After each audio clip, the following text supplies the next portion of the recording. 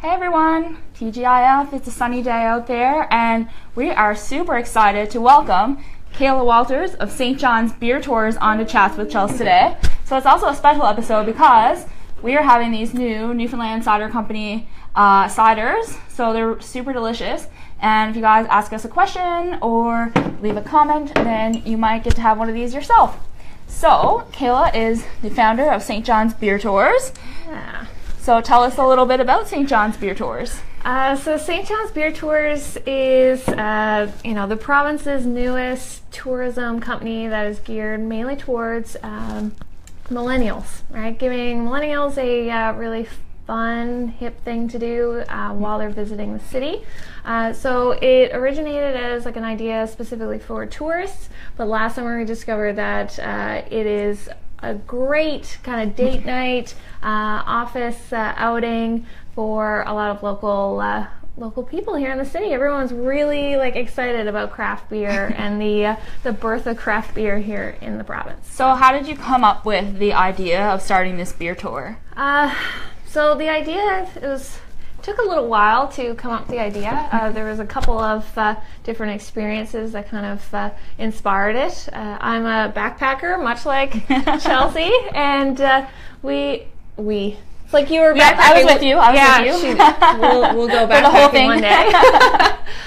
But no, when I was backpacking, that's one thing that I would do is I would always go on beer tours. And I love going on beercations. So going somewhere just to find out what breweries are hip, try as much beer as possible, and then come back home.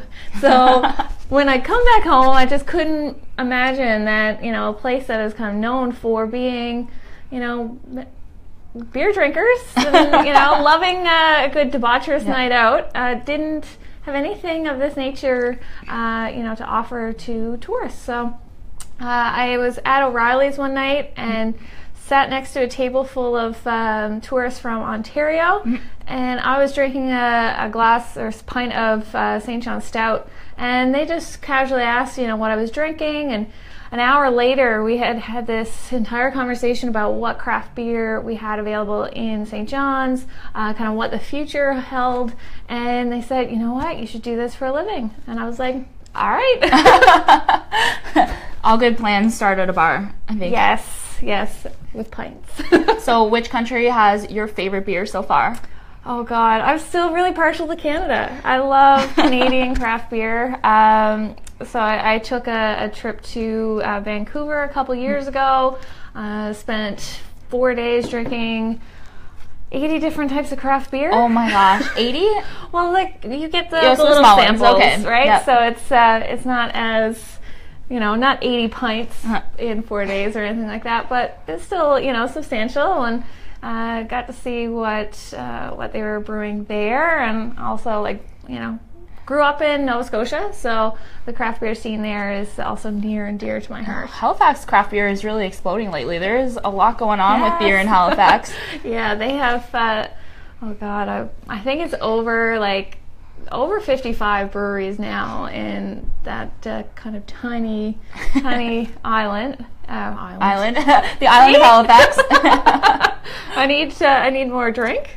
Exactly, it's Friday. I know I did the Alexander Keith's tour in Halifax, and that was one of my favorite tourist experiences that I've done.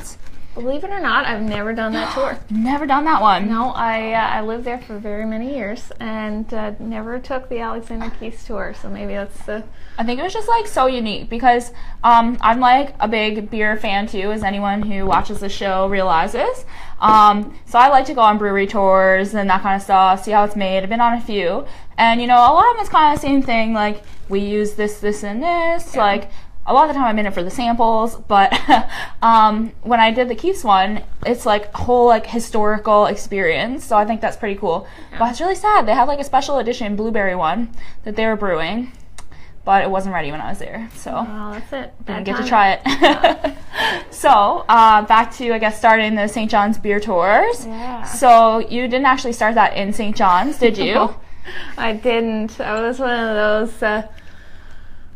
those people that decided to start up a business while I was living in a different town, and I was living on the Burin Peninsula, and I was actually I was teaching out there, And I knew that I was going to be moving back into the city, and I did it all from there. I would travel in on the weekends, have meetings with everyone as I. So I was going back and forth over the highway during the winter in Newfoundland, so that's not advisable. Oh, I'm just moving the hair off your mic. Yeah, and we got oh, I knocked this over. I knew something like this was going to happen someday. Hey everyone, this is just my face. Okay, we're getting there. Oh no. There we go. Okay. I swear it's on the cider. It hasn't. It's a cider. That's what it is. Okay, there we go. We're back. Technical difficulties. Okay, driving in the winter. Yeah, so I would drive in and out every weekend. Sometimes during really bad weather situations. But, it all paid off, and yeah. So what did you do to get started? Like from the time you had your idea to, finally coming in, starting that first tourist season, what are the main things that someone who's starting up one of these businesses would need? I guess the very first thing that I did before I had a schedule of tours, before I sold tickets online, before I even built a website, was I started off with my social media accounts. So I set all those up and started to build the buzz for it, just to see, to get the exposure, but also to see if that was an idea that people, enjoyed. It's one thing to have a business idea, but if it doesn't have a place, right, in the ecosystem here, then there's not a whole lot that you can do about that, right? It's not going to be a long-lived business. So right now, what we did was just set up Facebook and Instagram, and started getting the buzz out there that this is what's coming, and the response was amazing. Between people who beer drinkers who were excited about the opportunity, tourists who would contact us and be like, "This is an amazing idea! I can't wait to join you on a tour," and all the breweries that we would approach and local businesses were super excited about the idea. So it really paid off, to get that idea out there before. I didn't really I wasn't really secretive about the business, right? There wasn't a huge launch or anything on one day. It was a gradual process over 6 months. And then, I developed the website from there. And, I also have a background in graphic design. So I spent a lot of time working on designing the logo, developing the website myself, and just making sure that when we did launch and we started selling tickets that the business looked super professional, that we looked like we had been around for 5-10 years, and that we were doing it right from the get-go. And I think a professional image is super important, and it does drive business. And that's one of the things I find, if I look at let's say I'm going to go stay somewhere, and I go on their website and I see that it looks like it was made in the 1990s. I'm well, if you don't have the time to update your Facebook page or update your website, or I'm are you maintaining the rooms? Are they clean? Have you updated the decor since 1970? Yeah. So I think that it says a lot about your business. So we do have a question from Elaine. She said that I heard that there's a new brewery coming to CBS. Any info, and will there be tours? Info, it's called Nine Pennies. I believe they're Nine Penny Brewing Company, but they do have a Facebook page now, I believe, and definitely Instagram, so you can double check that. In case I got it incorrectly, sorry if I did, guys. And there'll be information about their launch and everything on those pages on their social media. And there will be tours when they open up. So that's all to be determined, but there are plans for tours to kind of expand outside of the downtown core in the future.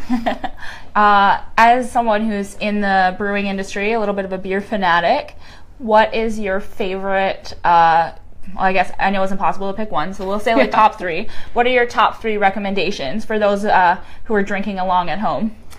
Oh God, that's like, asking somebody to pick their, or a musician to pick their favorite song or something like that. Currently, I'm really enjoying probably the Blazing Sun and Chasing Sun from Port Rexton Brewing. I have a lot of the Calm Tom IPA from Kitty Vitty in my fridge at the moment. And kind of our like go-to favorite is always the St. John Stout from Yellow Belly. So we have, I have a stout drinker in the house. So you have a stout drinker, you do. So we have a good few of those readily available. Those are some pretty great choices. I have a hard time deciding too, actually. I don't know. I really like, there's one, this one's not like a Canadian one by any means, but Furley, I'm like such a like, it's like the strawberry flavored one. I had it when I was in Germany, and then I was like, this is so good. I don't know. I was a big fan. I'm not a big strawberry fan in general, but I really enjoy the Creek. It's a lambic from, I think it's Brussels. So that was where I had it for the first time. It was the very first beer I had on my backpacking trip in the middle of Grand Place in Brussels. It's very bitter, but a very tart, but I love it. And they actually have it down, they have it on tap or in bottles at the beer market. So have you ever tried the Gahan Blueberry?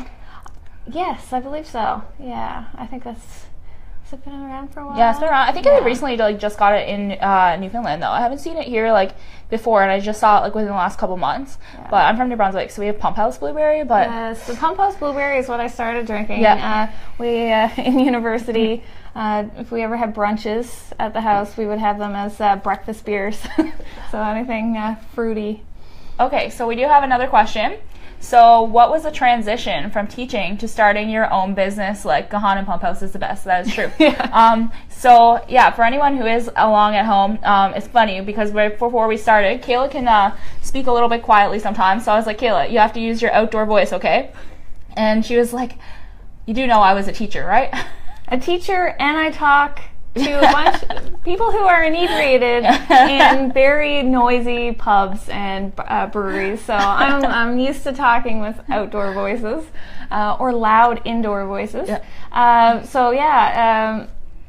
used to be a teacher. The transition, it was difficult, right, to go from a regular kind of 9 to 5 job, or 8 to 4 kind of position with, a paycheck that you can rely on every couple weeks. But, it was something that, this idea is something I'm really passionate about. I absolutely loved working in this industry. So it was a change that I really needed to make.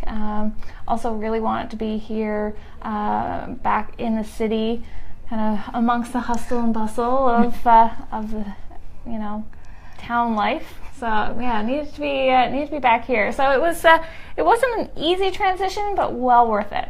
So what was the point that you were like, I'm going to make that jump? Like, I'm going to take this from something, I guess I don't know if it's like you're doing on the side, but to I'm going to do this full time. This is my thing. I'm making the jump.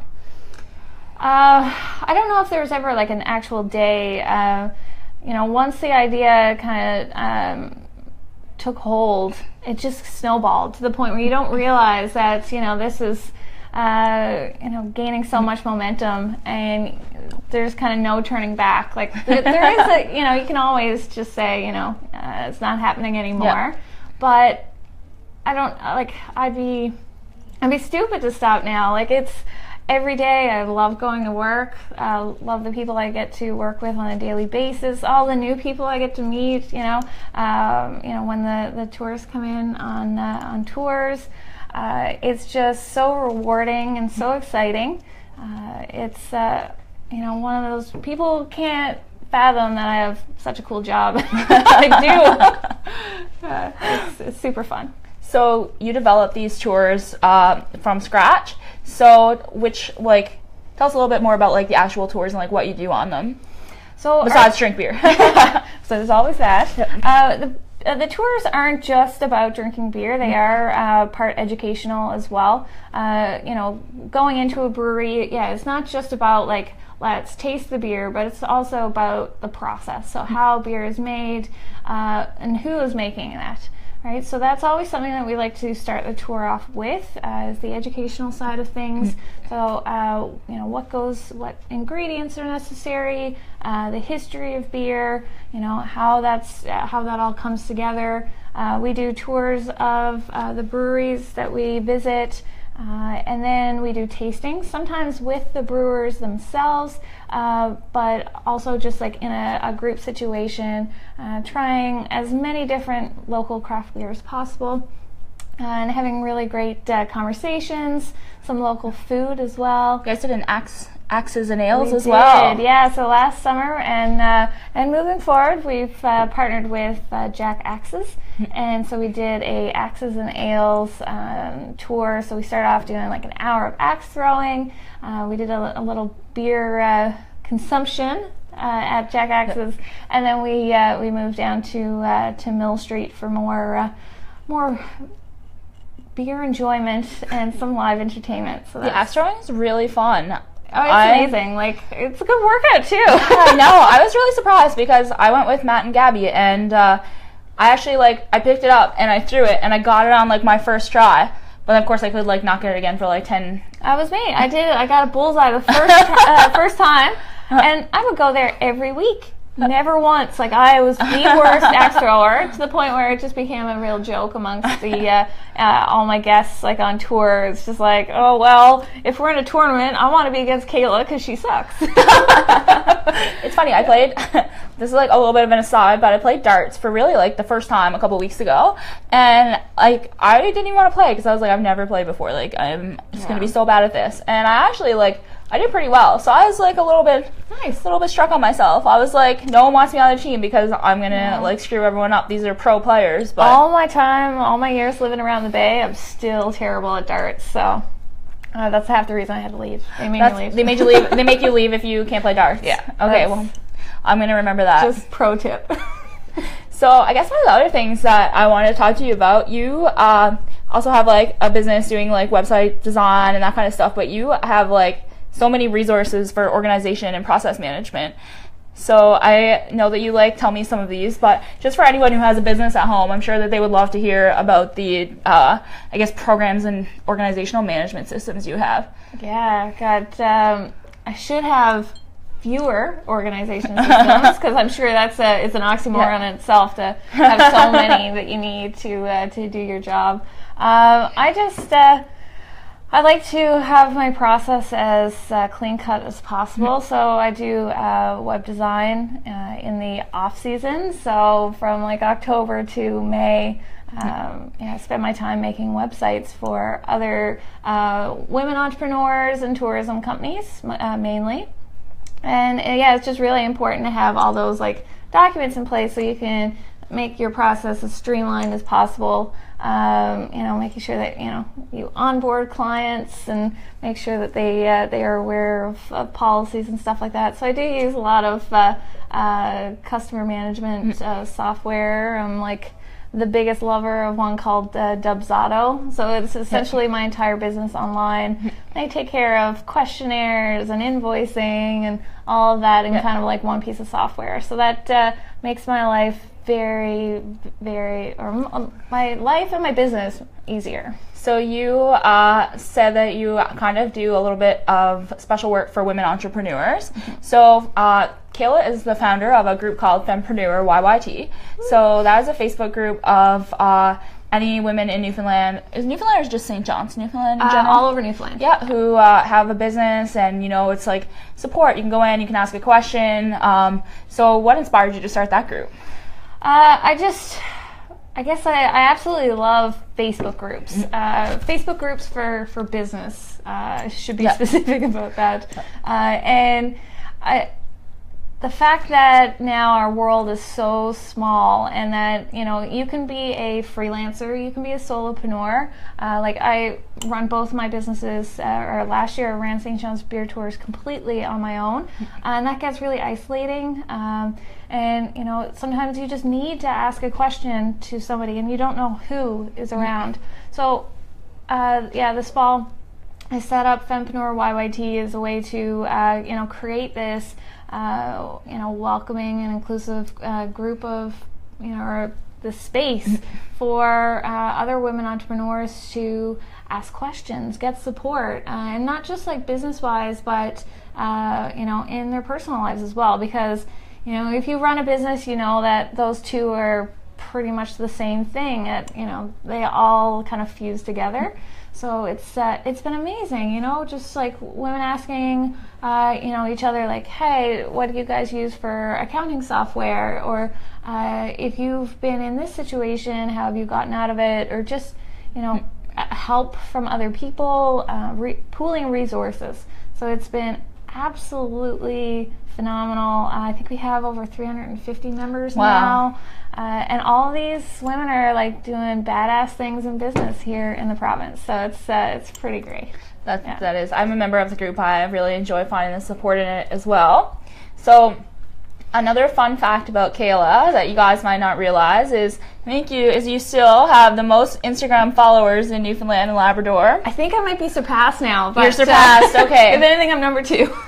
At one point, she had the most. She still may. So you have an enormous amount of followers. So how did you build up that following on Instagram? I treated Instagram like a part-time job. I like to binge watch TV, and I thought of like, what? I use Instagram a lot. In my travels, I took a lot of photography, and it's photography I was really proud of. So I tried to get that out on Instagram.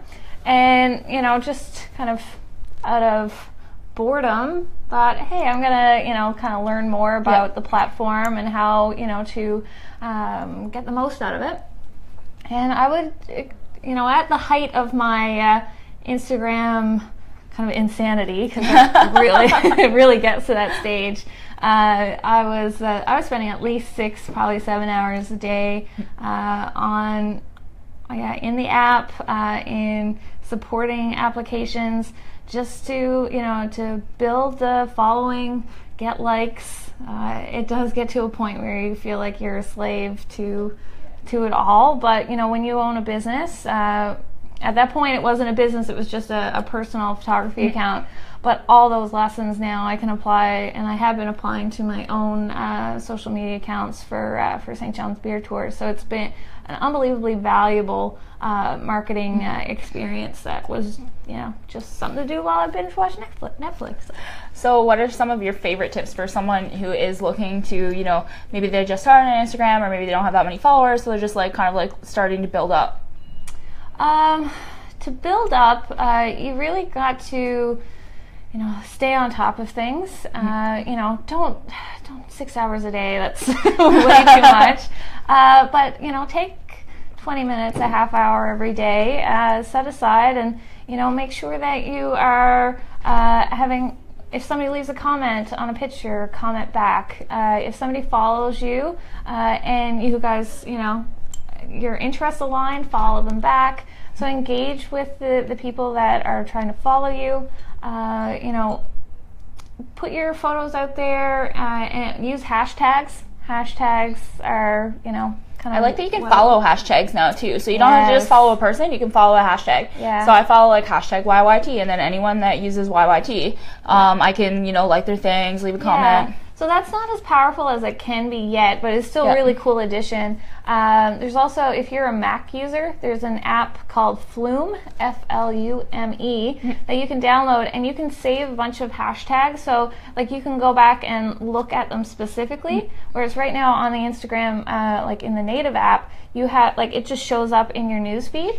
So there's no real like one spot where you can see all of the hashtags that you've saved or you followed, but in this Flume app you can see it all on your desktop and using Instagram on a desktop is so much easier. I'm gonna have to download that one for sure. Yeah. So I'm just gonna go off on my own little rant here on Instagram. So one of my least favorite things that drives me crazy, especially when businesses do it, is they follow you to get you to follow them back. Yeah. But then unfollow you. Yeah. So that's a big thing when you get to. I had at one point, I think I had 64,000 followers. You can't follow everyone back. Yeah. Instagram only lets you follow 7,000 people. And yeah, when I was in travel photography, the same thing in brewing. Yeah. There are so many beer-related accounts, and you can't follow them all. So that's a very common practice, is follow and unfollowing, just to build up, because there's going to be people out there that don't unfollow you after you unfollow them. There's a bunch of different camps on kind of like why that works, why it doesn't. I stopped doing it just because I didn't like how it made me feel. Like it's kind of a moral issue, but it has to be done in order to go. If you're not a celebrity, if you are just a brand that is trying to build it, you have to do it. See, for me, impossible. If I have I can see who follows and unfollows me, whatever. But if I see a business, especially a smaller, if it's a local one, and they do that, they'll follow me and then unfollow me. Yeah. To me, I'm see, I see that as kind of a slight, and I probably won't go out of my way to support this business now. I don't know. It's just a personal. I don't know. It's a personal feeling for me, I guess. Yeah, I think it's funny because, on Facebook, somebody could unfollow you and you would just never know. Yeah. But in Instagram, sometimes you don't know either, right? Unless you use an app that shows you who's unfollowed you. Yeah. Again, you don't really know. So I don't know. I don't personally take it. I guess I'm so used to it. Yeah. But it's so unfortunately it's a kind of a necessity. Yep. I've heard people describe it as one of those things where it's just listen, you're giving it, your Instagram is your business card. You give it out. Some people will pick it up. You don't always get that exchange back, and it goes both ways. So there's no nice answer about it. It's if it makes somebody regret the kind of interaction that you've had, or it makes you feel bad, in the point that you don't want to do business anymore, then it's not great. But see, I think I guess for me too though, when I'm on Instagram, I try to create meaningful exchanges, and when I follow people, it's because I actually want to follow them, and I engage on their content and that kind of stuff. So for me, I treat it very personally. Yeah. Whereas I guess some brands especially aren't necessarily, don't have that personal feeling to it. Absolutely. If it's just you, and perfect example is your brand, right? Travel photographers, when I started, it's personal, but not at the same time. If you're just posting photos of places, some people will have and if you're looking at a business, sometimes it's just an entity, right? It's not a face and a name kind of interaction.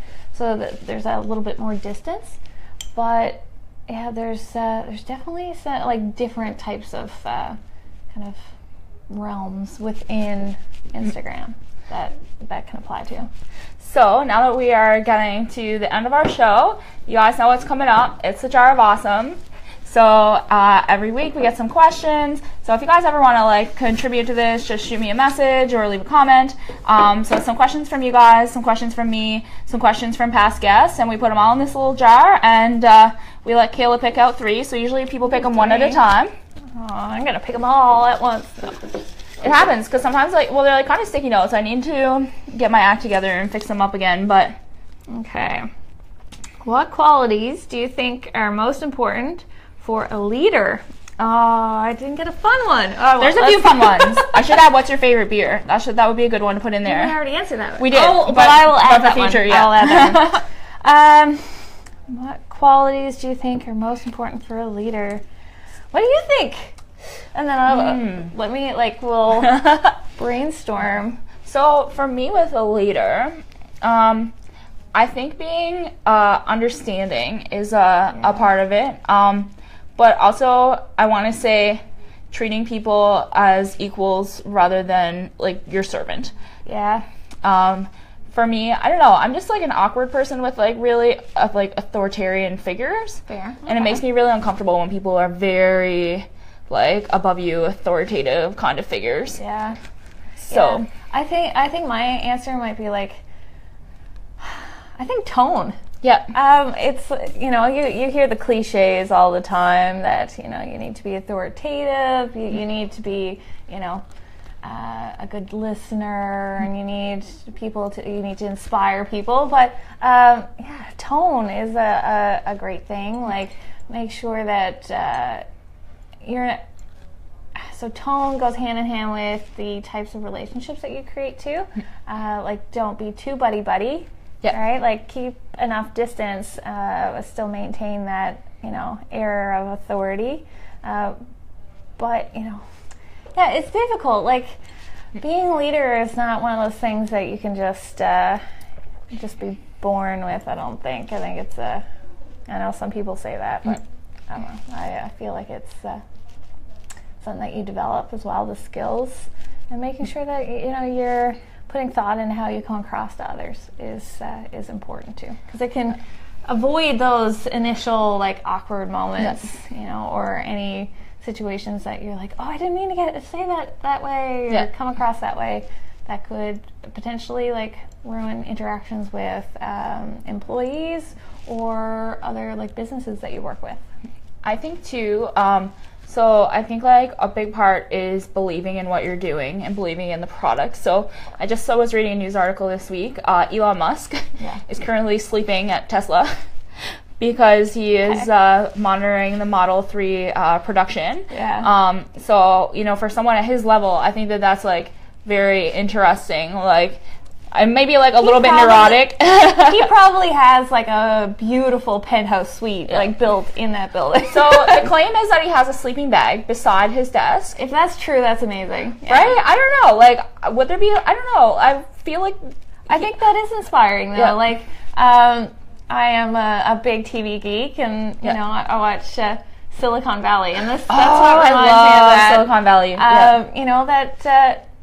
Sometimes your product isn't enough, on its own, but when you have a leader that is passionate about the product and is passionate like altruistically, it makes a huge difference, right? Like, if I ran this company and I was like, oh, I'm just doing it for the money, or I'm just doing it, for the fame.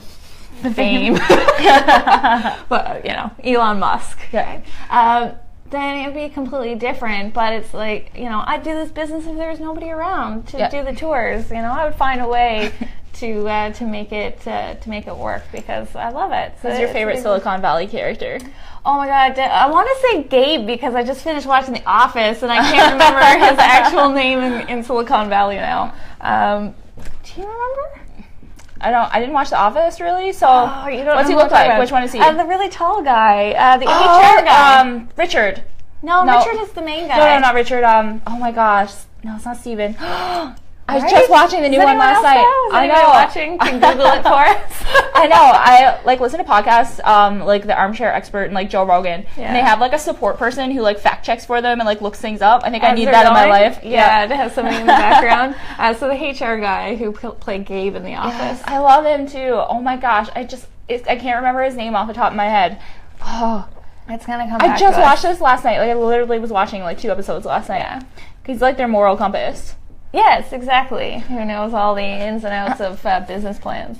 I think that my 2 faves, I love Guilfoyle so much. He's good. He is like, he's just like so saucy. He's like the worst. He just doesn't care, but he's... My second favorite has to be Ehrlich.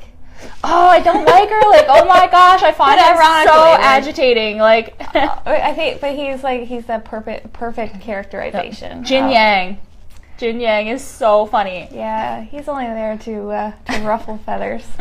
The one, there's like this clip, and I swear, I've watched it like 5 times, and I still die laughing. It's one of Jin Yang and Erlich is like explaining like the garbage situation to him, and he's like, but like, where do we burn our garbage? And Erlich is like, we do not burn garbage, and Jin Yang is like, but what about trash? The same thing. Yeah, it's so funny. It's like one of my favorites. And I guess my other fave character is Gavin Belson. I love Gavin Belson. Like Gavin? I know.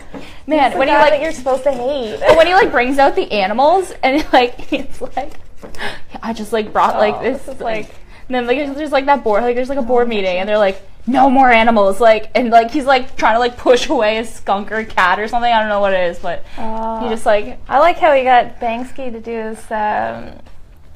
his signature for him. That might be a little like too soon for some people, but yeah, that point is amazing. So now we have 4 questions for Kayla because she accidentally picked 2. out 2. Yeah, 2 and 3.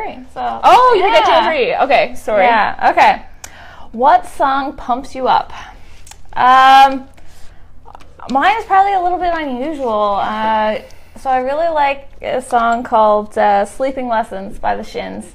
Okay. So that's my jam. Having a bad day, I put that on the car and rock out. It's a really good, like, jump on your bed kind of song. I think for me, I have very diverse music interests.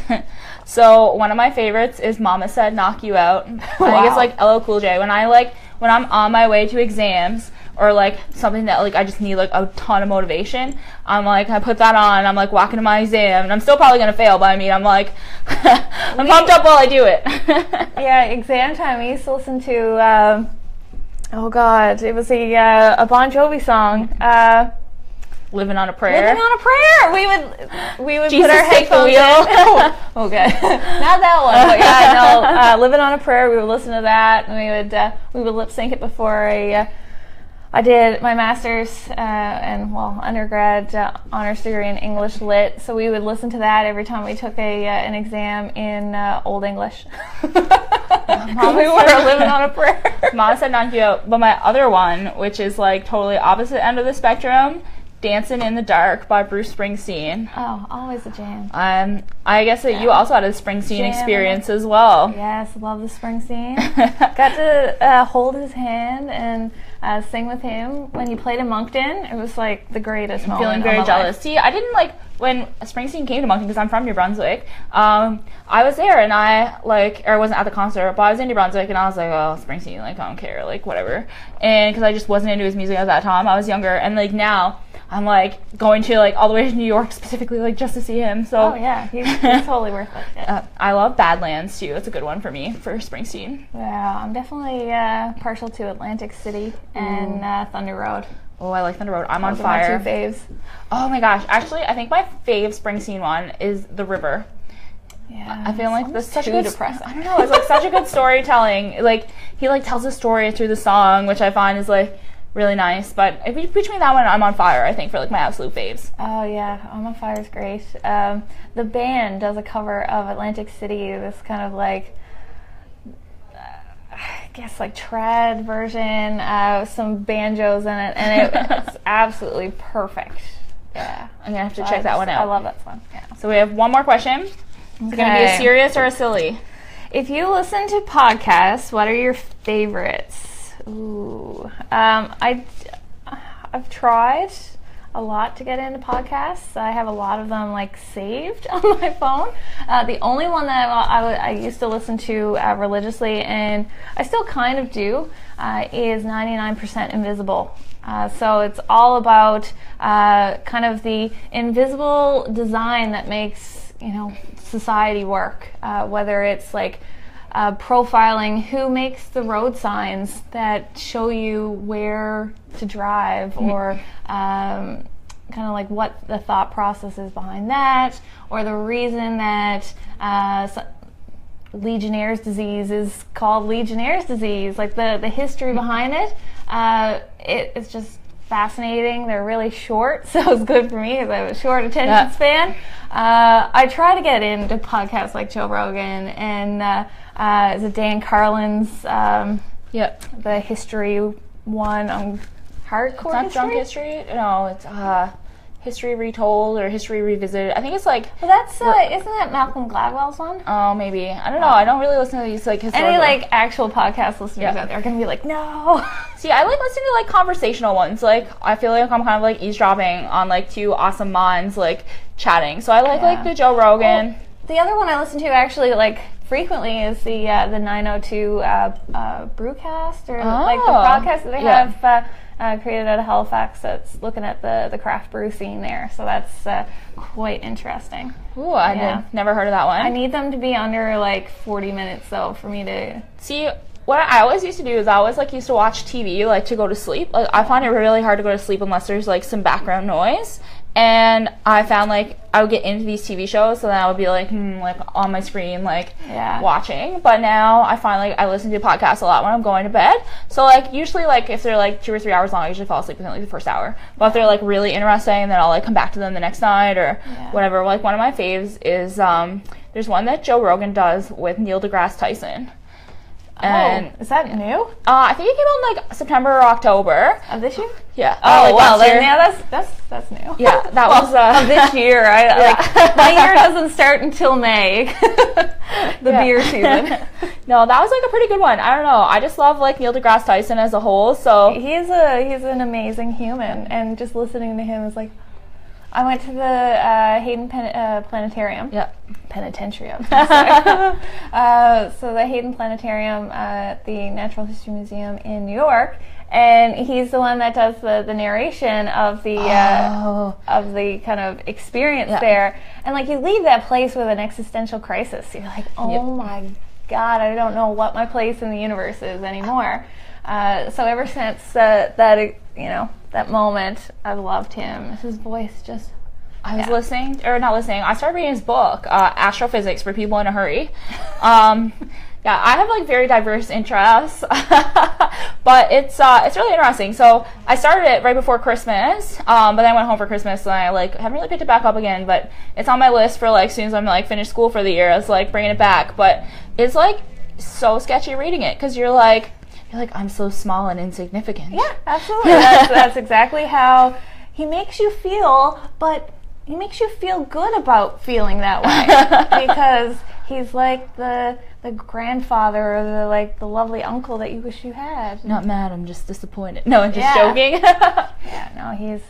He seems like a lovely human, and then he would be one of those people that I would love to have dinner with. You know, one of those questions. So that's a good question to put in there too. If that's not in there, that's going in. That is like that's so funny, and I think like so there is like one really funny. Neil deGrasse Tyson, I guess like on Christmas a couple of years ago was like he like made a tweet and he's like 3,000 years ago today or in the past blah blah blah. He's like an amazing person was born who would like change the world forever and blah blah blah. And I think it was like Galileo or something. Like it was like a physicist or like Isaac Newton. I don't know. One of them has like a birthday on Christmas, and he just got roasted on Twitter for like I think that's how he got most of his followers. Jeez, it was just like days and days. But he's like I follow him on Twitter. He's a pretty active tweeter. Yes. Yeah, he does enjoy the Twitterverse.